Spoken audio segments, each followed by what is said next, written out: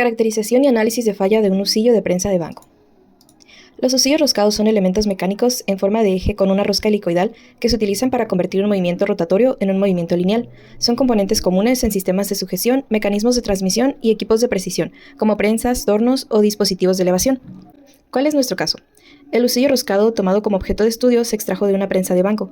Dicho husillo presentó falla debido a una fractura después de un uso continuo de la prensa de banco durante 15 años. El objetivo es realizar el análisis de falla, así como la caracterización, mediante el análisis de estudio de resultados obtenidos en base a diferentes pruebas mecánicas con base en las normas correspondientes a ASTM. Ahora veremos la metodología del proyecto, donde iniciamos seleccionando la pieza a caracterizar, que es un husillo roscado de una prensa de banco. Investigamos los antecedentes de este, donde podemos obtener las normas ASTM para pruebas mecánicas y metalografía, en este caso para materiales metálicos. Tenemos la norma ASTM E3-11 para metalografía. Tenemos la norma ASTM E18-24 para dureza Rodwell, así como para dureza Brinell, la norma ASTM E10-23 y finalmente para la prueba de tensión, la norma ASTM E8-E8M-24, donde procedemos a realizar paso a paso cada una de las normas, obtenemos los resultados, los interpretamos, documentamos, hacemos el análisis de resultados, el análisis de falla y finalmente podemos hacer la caracterización del material. La metalografía es la técnica utilizada para estudiar la estructura microscópica de los metales y aleaciones. Los pasos que se llevaron a cabo en el procedimiento fueron cortar el tornillo para obtener una muestra más fácil de manipular y observar, realizar el montaje de la muestra, lijar la muestra comenzando por los granos más gruesos hasta los más finos, continuar con el proceso de pulido hasta obtener un acabado espejo, limpiar muy bien con alcohol y algodón de manera que en la superficie no quede ningún residuo y o mancha, realizar el ataque químico con Ital al 5% durante 3 a 5 segundos y enjuagar inmediatamente, limpiar nuevamente con alcohol, para finalizar, realizar la observación en el microscopio utilizando los aumentos de 2.5 a 50. El siguiente ensayo a presentar es la dureza Rodwell, el cual mide la dureza de un material en función de la profundidad de una impresión dejada por un penetrador bajo una carga específica. Y el procedimiento que se llevó a cabo fue, en primer lugar, escoger una muestra representativa del material de estudio con dimensiones apropiadas para el método de ensayo según la norma. Se ubicó la muestra en el durómetro asegurando que esté en contacto con el soporte y se encuentre nivelada. Después se seleccionó la escala B y el identador correspondiente. Empleamos el tornillo de ajuste para elevar la muestra hasta que haga un contacto ligero con el identador. Después se aplicó la precarga girando el tornillo de ajuste hasta que la aguja pequeña de color rojo que se muestra en el dial gire hacia la izquierda indicando el punto rojo.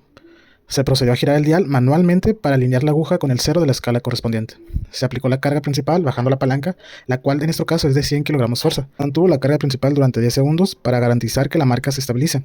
Y finalmente se quita la carga principal y se anota el número mostrado en la escala correspondiente, donde la aguja del indicador se detuvo, correspondiente a la dureza, es decir, nuestro resultado final. También realizamos el ensayo de dureza Brinell, la cual tiene la norma ASTM E10-23. Esta prueba de dureza por indentación mide la resistencia de un material a la penetración, aplicando una carga sobre una bola de acero o carburo y calculando la dureza a partir del diámetro de la huella dejada. El procedimiento que se siguió fue asegurar que la muestra cumpla con los requerimientos y espesores mínimos de la norma. Se seleccionó la configuración indentador-carga adecuada para el material de la muestra. Se colocó el indentador esférico de carburo de tungsteno, en nuestro caso fue de 2.5 milímetros. Se ingresó la carga requerida, que fue de 62.5 kg fuerza, para el ensayo en el panel del durómetro. Se colocó la muestra en la platina del equipo, la cual debe quedar firme y nivelada. El siguiente paso fue ajustar la altura de la platina girando el volante del durómetro, para que el indentador y la muestra entren en contacto gradual y suavemente. Se siguió aumentando la altura hasta alcanzar la precarga designada de la máquina de ensayo, y hasta que emita un pitido indicando el inicio de la indentación y una cuenta regresiva de 15 segundos, como es establecido en la norma. Se retira la muestra del equipo al finalizar el tiempo. Se mide el diámetro de cada indentación, en este caso fueron mínimos 5 repeticiones con un microscopio portátil. Y finalmente se realiza el cálculo de la dureza con la ecuación proporcionada en la norma, utilizando los diámetros medidos anteriormente. Ahora veremos el ensayo de tensión. Este ensayo proporciona información sobre la resistencia y ductilidad de los materiales sometidos a tensiones de tracción uniaxiales. El procedimiento que se siguió en este ensayo fue medir el objeto en estudio para conocer las medidas a utilizar. Se realizó el dibujo CAD de la probeta, como se puede observar en las imágenes. Se maquinó la probeta en torno CNC. Una vez teniendo la probeta, se marcó una longitud de referencia en la zona calibrada para medir el alargamiento después de la fractura. Se instaló la probeta en la máquina de ensayo, colocándola en las mordazas de manera alineada. Se aplicó la carga a una velocidad de entre 1 y 10 milímetros por minuto. Se fue incrementando la carga de manera continua hasta la fractura de la probeta, para así obtener la curva fuerza-desplazamiento de la máquina de ensayo, así como la fuerza máxima de rotura y del límite elástico. Se midió la zona reducida tanto diámetro como longitud, para calcular la elongación y la reducción de área, que son los parámetros que nos dice la elongación. Se calcularon los esfuerzos y deformaciones mediante ecuaciones estándar para obtener la curva esfuerzo-deformación. Y finalmente se calculó la energía, tanto elástica, plástica y total.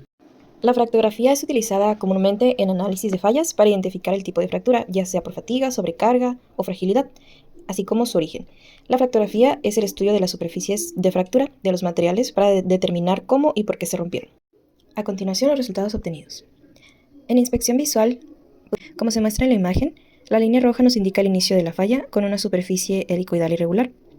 En la parte de abajo se muestra la zona de propagación en líneas verdes y las líneas amarillas nos muestran una rotura abrupta, que muestra también las marcas de playa. En la fractografía, Lucillo mostró una fractura por fatiga de origen interno, iniciada en el Valle del Hilo 22 aproximadamente. Se encontraron marcas de playa que indican una propagación progresiva bajo cargas cíclicas con un patrón helicoidal típico de esfuerzos combinados de torsión y flexión. La fractura final presentó una zona de rasgos dúctiles y un centro con comportamiento frágil, sin deformación plástica, lo que indica una fractura mixta. Los resultados de metalografía nos permiten observar la microestructura de una sección del tornillo a 200 aumentos, donde se aprecian sus diferentes fases, las cuales son los granos de ferrita en una fase blanca, así como los de perlita en fase oscura. Ahora presentaremos los resultados de los ensayos mecánicos, en este caso el ensayo de tracción, donde podemos observar del lado izquierdo la gráfica que nos muestra la curva fuerza de desplazamiento de la muestra y del lado derecho la curva esfuerzo de formación de la misma, donde podemos observar dónde se encuentran el límite elástico, la fuerza máxima, la fuerza de rotura y el desplazamiento máximo, así como la zona elástica y la zona plástica en ambas curvas. En la presente tabla podemos observar una comparativa de los resultados obtenidos en las pruebas mecánicas, tanto de tensión como dureza, con los datos presentados en la ficha técnica. En tensión tenemos los parámetros de ductilidad, esfuerzos, energías, y en el caso de dureza tenemos una escala B en Rodwell y tenemos Brinell. Análisis de resultados. Finalmente, los ensayos se compararon con la norma ASTM A536-24 para hierro dúctil. La fractura presentó un patrón mixto, dúctil en la periferia y frágil en el centro. En la microestructura, el lucillo no coincidió con la del hierro dúctil esperado. En lugar de los nódulos típicos de grafito, la muestra mostró una matriz de ferrita y perlita similar a la de aceros al carbono, como los IC10 18 o 1020. Para la dureza, en Rockwell fue un resultado de 60 HRB equivalente a 107 HBW. La prueba Brinell arrojó 106 HBW, lo cual es coherente con Rockwell dentro del rango permitido por la norma ASTM E10-23. Sin embargo, está muy por debajo del rango esperado para el hierro dúctil, el cual es 180 a 260 HBW. Los ensayos de tensión mostraron que el lucillo tenía una resistencia casi 3 veces mayor que la del hierro dúctil. Presentó menor elongación, su mayor reducción de área indica buena ductilidad localizada, y mostró mayor tenacidad, lo que refleja una combinación favorable de resistencia y capacidad de deformación.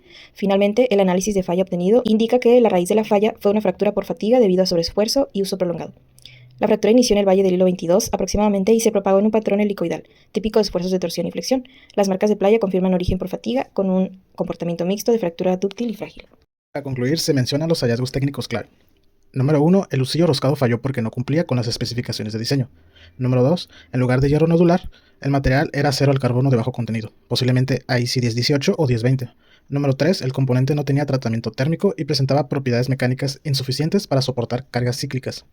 Y número 4. La falla se produjo por una fractura mixta, iniciada por fatiga acumulada y finalizada por sobrecarga súbita. Las causas contribuyentes pueden ser mala selección de material, ausencia de tratamiento térmico y posible mantenimiento deficiente, considerando 15 años de uso. Las aportaciones del estudio pueden ser válida la caracterización de materiales como herramienta de diagnóstico preventivo.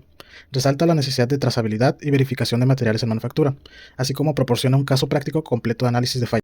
Se extiende un agradecimiento al Cuerpo Académico de Optimización de Sistemas Mecánicos de la Universidad Autónoma de Baja California por su valioso respaldo en el desarrollo de este artículo.